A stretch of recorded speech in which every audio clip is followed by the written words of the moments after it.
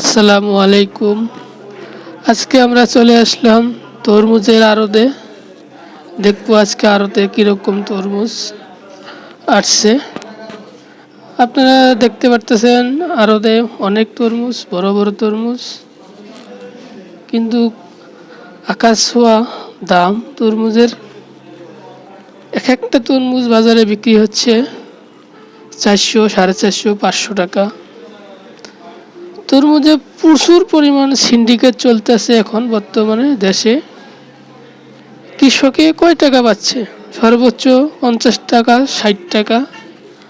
আর সেই তরমুজ এখন বাজারে বিক্রি হচ্ছে 400, 450, 500। 400 টাকার নিচে তরমুজই নাই। একটা ভালো তরমুজ কিনতে গেলে 400 টাকা লাগে। চিন্তা করা যায় দেশে কি পরিমাণ সিন্ডিকেট। যেটা মানুষের দরকার হয় সেটার উপরে সিন্ডিকেট শুরু হয়ে যায়। শুধু সিন্ডিকেট আর সিন্ডিকেট।